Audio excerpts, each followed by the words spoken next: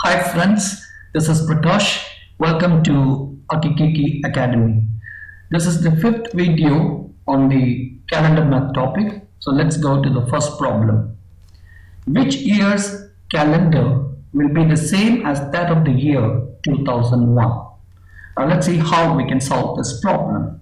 So you have to start from 2001. This is not a leap year, so you will get one extra day. Then we go to the year 2002, which is also not a leap year, so you get one extra day. Then you go for 2003, then you go for 2004. 2003 will also give you one extra day, but 2004 being a leap year, it will give you 2 days. Then we go on to 2005. You can see it gives you one extra day. But if you count all these extra days, you can see that so far we have got 6. So we go on to the next year, 2006. It will give you one extra day. So if you count this, now you have 7 extra days. But 7 can be written as 1 times 7 plus 0. Now that clearly tells you that the year 2007 will have the same calendar as 2001, because all you need to do is you start from 2001 and you keep counting the extra days that you get from each year until you get a number which is a multiple of 7, and you stop at that year. The year next to that year will have the same calendar as the year you started with. So 2001 will have the same calendar as the year 2007. Let's see if we can work out one more problem. Let's look at this year 1995. So which year will have the same calendar as the year 1995? But you know that 1995 is actually a non-leap year, so you get one extra day. But what about 1996? Is 1996 a leap year or not? Now let's see if 1996 is divisible by 4 or not. So how do you do that? So you can see here 4 4s are 16, and you get 3 and 9. Then you get 4 9s are 36, and you get 3 as the balance, and you bring the 6 here, and this is 9, so you get 36. So 1996 is a leap year, so you will get 2 extra days. And then comes 1997, that gives you 1 extra day. Then what about 1998? Is 1998 a leap year? No, so it gives you 1 extra day. 1999 isn't a leap year, so you get 1 extra day. So far you have got 4 plus 2 6, but the year 2000 gives you 2 extra days because it's a century leap year and it gives you 2. But if you add all the extra days, you miss the 7 because you have hopped from 6 to 8 rather, because 1 plus 2 plus 1, if you look at this, 1 plus 2 plus 1 is actually 4, and the next row also, if you add 4 plus 4 gives you 8. So you have gone over 7. So now you have to continue your search. Now look at 2001. That gives you 1 extra day. Then what you can do, look at 2002. 2002 will give you 1 extra day. 2003 will give you 1 extra day. 2004 will give you 2 extra day. So 1 plus 2 plus 1, that's 4. Then you had 4, 1 plus 1 plus 2, 4 plus 4, 8, 8 plus 1, 9, 9 plus 1, so you can see here. So let's look at this carefully. So you have here 1 plus 2 plus 1.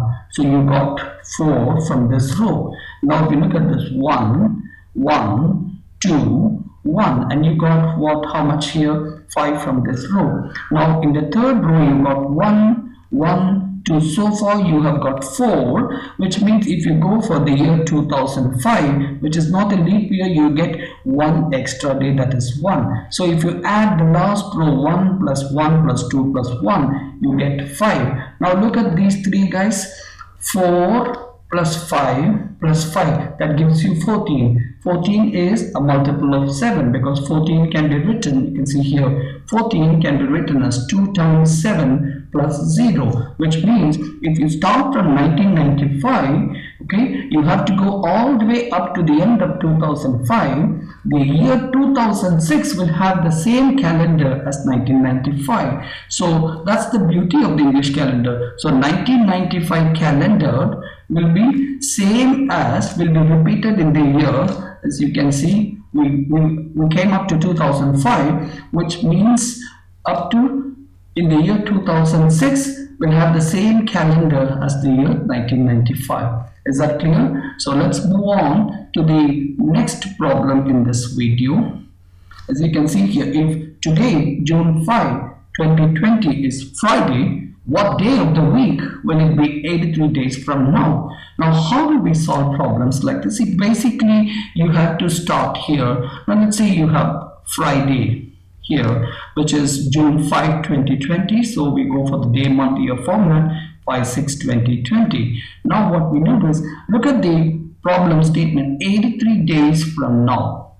Now, there are two ways to interpret this. After Friday comes Saturday. So if you count this as your first day, then keep counting until you reach 83, and you have to find the day of the week. That's one way to interpret. Another way to interpret is that you start from Friday, count this as 1, and then keep counting 1, 2, 3, and so on. You go up to the point, you get 83, and you will have a day here. The next day will be your answer.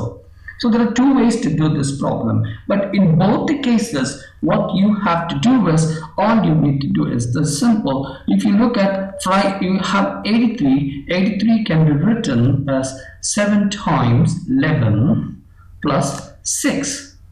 Okay, so 6 is the remainder when you divide 83 by 7. So the number of extra days is 6. Therefore, we can say all we need to do is we basically link the number of extra days with the initial date info, because from the earlier videos we have seen this. Hence, we can say it is 6 days after Friday, and that will be what? That will be Thursday. As you can see here, Friday. So the first day after Friday is Saturday, then comes Sunday, then comes Monday, then you have Tuesday, then you have Wednesday, and then you have Thursday. So that's the answer.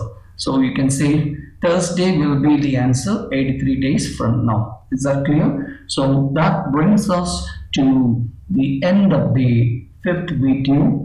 I will be posting more videos on this topic with more interesting problems. So thanks very much for watching this video. Please do subscribe to my channel and also press the bell notification icon so that you don't miss a thing. Thanks very much.